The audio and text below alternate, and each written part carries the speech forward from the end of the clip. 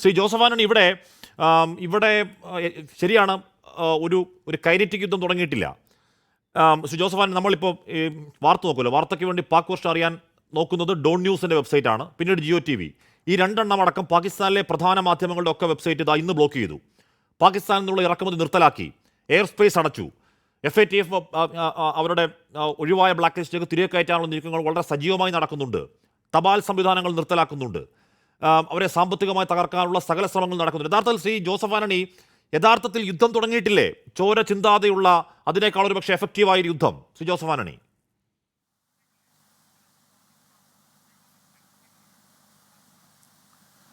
അല്ല, നമ്മൾ പഹൽഗാമിലെ ഈ ദുഃഖകരമായ ആക്രമണം ഉണ്ടായതിന് ശേഷം ഉടൻ തന്നെ നമ്മുടെ പ്രധാനമന്ത്രി പറഞ്ഞു, ഇതിന് ഞങ്ങൾ അതിശക്തമായ തിരിച്ചടി നൽകും.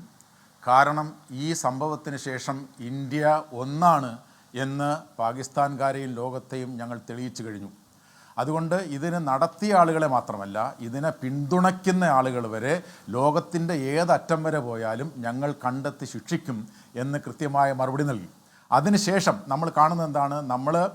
നമ്മുടെ സുരക്ഷാ സമിതി കൂടുന്നു, നമ്മുടെ സാമ്പത്തികകാര്യ സമിതി കൂടുന്നു, മന്ത്രിസഭ കൂടുന്നു. ഇവരെല്ലാം കൂടി സുരക്ഷാകാര്യ സമിതി കൂടിക്കഴിഞ്ഞ് വളരെ കൃത്യമായ നിർദ്ദേശങ്ങൾ നമ്മുടെ സർക്കാർ, നമ്മുടെ സേനകൾക്ക് കൊടുത്തു കഴിഞ്ഞു. നിങ്ങൾക്ക് തിരഞ്ഞെടുക്കാം സമയം, അതിൻ്റെ രീതി, അതിൻ്റെ ലക്ഷ്യം എന്ന് പറഞ്ഞാൽ അതിൻ്റെ അർത്ഥം വളരെ സിസ്റ്റമാറ്റിക്കായി വളരെ കൃത്യതയോട് കൂടിയിട്ടുള്ള നീക്കങ്ങളാണ് നമ്മൾ നടത്താൻ പോകുന്നതെന്നാണ്. അതേസമയം തന്നെ നമ്മൾ സമാന്തരമായി ചെയ്യുന്ന കാര്യം, നമ്മുടെ പ്രധാനമന്ത്രി ലോക നേതാക്കന്മാരുമായി, അമേരിക്കൻ പ്രസിഡന്റ് ഉൾപ്പെടെയുള്ളവരുമായി സംസാരിക്കുന്നു. നമ്മുടെ വിദേശകാര്യമന്ത്രി ലോകത്തെ വിദേശകാര്യമന്ത്രിമാരുമായി സംസാരിക്കുന്നു. നമ്മുടെ മറ്റ് വിദേശകാര്യ സെക്രട്ടറിമാരുമായി സംസാരിക്കുന്നു. അതോടൊപ്പം അന്തർദേശീയ തലത്തിൽ നമ്മൾ ഈ പാകിസ്ഥാൻ്റെ ഈ വളരെ ക്രൂരമായ നടപടിയെ വിമർശിച്ചുകൊണ്ട് UN തന്നെ നമ്മുടെ പ്രതിനിധി പറഞ്ഞു, ഇത് പാകിസ്ഥാൻ എന്ന് പറയുന്നത് തെമ്മാടി രാഷ്ട്രമാണ്, മനുഷ്യത്വരഹിതമായി നിരപരാധികളായിട്ടുള്ള ആളുകളെ കൊന്നൊടുക്കുന്ന തെമ്മാടി രാഷ്ട്രമാണെന്ന് പറഞ്ഞു കഴിഞ്ഞു. എന്ന് മാത്രമല്ല, നമ്മളിപ്പോൾ ശ്രമിച്ചുകൊണ്ടിരിക്കുന്നത് ഒരു തരത്തിൽ അന്തർദേശീയ തലത്തിൽ പാകിസ്ഥാൻ വീണ്ടും ഒരു ഭീകരതയുടെ തലസ്ഥാനമായി മാറുന്നു. അതുകൊണ്ട് ഇതിനെ വീണ്ടും FATF-ൽ, ഫൈനാൻഷ്യൽ ആക്ഷൻ ടാസ്ക് ഫോഴ്സിൽ അതിൻ്റെ പരിഗണനാ ലിസ്റ്റിൽ കൊണ്ടുവരണം, ഗ്രേ ലിസ്റ്റിൽ കൊണ്ടുവരണം. അത് അങ്ങനെ 2022 വരെ ഗ്രേ ലിസ്റ്റിലായിരുന്നവരാണ്. അതുകൊണ്ട് തന്നെ അവർക്ക് IMF-ൽ നിന്ന് ലോൺ കിട്ടാതിരുന്നതാണ്. അതിനുവേണ്ടി ആ FATF എന്ന് പറയുന്ന ഗ്രേ ലിസ്റ്റിൽ നിന്നും കടക്കാൻ വേണ്ടി കുറച്ച് നാളൊരു മര്യാദയ്ക്ക് നിന്നു. അവിടുത്തെ ഭീകര നേതാക്കന്മാരെയൊക്കെ അറസ്റ്റ് ചെയ്യുകയും തടങ്കലിലാക്കുകയൊക്കെ ചെയ്തിരുന്നു.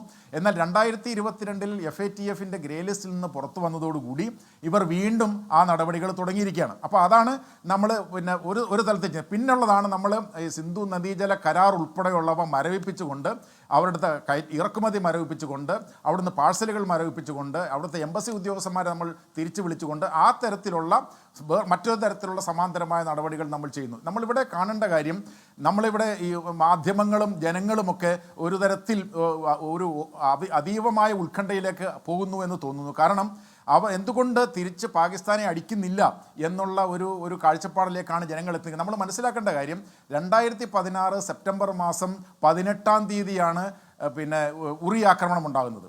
നമ്മൾ എന്നാണ് തിരിച്ചടിച്ചത്? 10 ദിവസത്തിന് ശേഷമാണ് അന്ന് നമ്മൾ തിരിച്ചടി നൽകിയത്.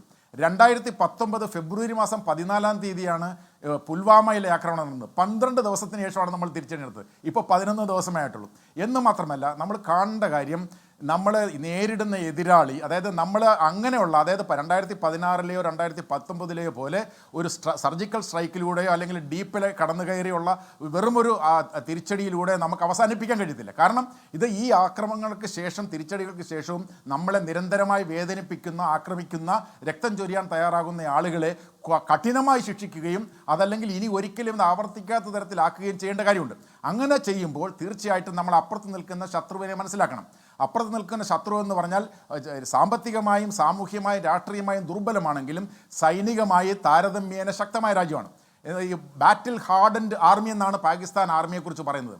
അപ്പോൾ നമ്മുടെ പകുതിയിൽ താഴെ മാത്രമേ സ്ട്രെങ്ത് ഉള്ളൂ എങ്കിലും സാമ്പത്തികമായി അവർക്ക് ഇതിനെ മോഡേണൈസ് ചെയ്യാൻ കഴിയുന്നില്ല എങ്കിലും നമ്മളൊരു യുദ്ധത്തിലേക്ക് പോയാൽ, യുദ്ധം എന്ന് പറയുന്ന ഒരു അവസ്ഥയിലേക്ക് പോയാൽ നമ്മൾ അതിനെ തിരിച്ചടി എങ്ങനെ എന്ന് പറഞ്ഞാൽ നമ്മൾ ഈ രജൗരി മേഖലയിലൊക്കെ പോയതാണ്. അവിടെ ഈ പറയുന്ന ഒരുപാട് ജനക്കൂട്ടത്തെ നമ്മൾ കണ്ടതാണ്. അന്തം വിട്ട പ്രതി എന്തും ചെയ്യുന്നു പറയുന്ന മട്ടിൽ പാകിസ്ഥാനെ മേലുകീഴ് നോക്കണ്ടാത്ത, ഒന്നും നഷ്ടപ്പെടാത്ത രാജ്യം എടുത്തു പൊട്ടിച്ചാൽ എല്ലാവർക്കും പ്രശ്നമാണ്. അതുകൊണ്ട് ആ ഒരു സമചിതത അവിടെയുണ്ട്. ഇപ്പോൾ വരുന്ന പ്രധാനപ്പെട്ട വാർത്ത, ഡൽഹിയിൽ വീണ്ടും ഒരു നിർണായക കൂടിക്കാഴ്ച നടക്കുന്നുണ്ട്. നാവികസേനാ മേധാവി പ്രധാനമന്ത്രി നരേന്ദ്രമോദിയുമായി കൂടിക്കാഴ്ച നടത്തി. അഡ്മിറൽ ദിനേഷ് കെ ത്രിപാഠി പ്രധാനമന്ത്രി ഔദ്യോഗിക വസതിയിലെത്തിയാണ് കൂടിക്കാഴ്ച നടത്തിയത്. ഇപ്പോൾ നാവികസേന കഴിഞ്ഞ കുറച്ച് നാളുള്ള അവരുടെ എക്സ്പോസ്റ്റ് ഒക്കെ നോക്കിക്കഴിഞ്ഞാൽ അങ്ങേയറ്റം സജ്ജമാണെന്ന് വെച്ചാൽ അവർ അത് എവിടെയായി പറയുന്നുണ്ട്. അവർ നാവികസേന അഭ്യാസം നടത്തുന്നുണ്ട്. ഈ നേവൽ ഫയറിംഗ് എന്നാണ് വിളിക്കുക. പാകിസ്ഥാൻ നാവികസേന തൊട്ടപ്പുറം നിൽപ്പുണ്ട്. അവരോട് ഏകദേശം ഒരു നേർക്കുനേർ മുഖാമുഖം എന്ന നിലയിൽ അറബിക്കടൽ നിലയുറപ്പിച്ചിട്ടുമുണ്ട്. എന്തും സംഭവിക്കാൻ സാഹചര്യമുണ്ട്.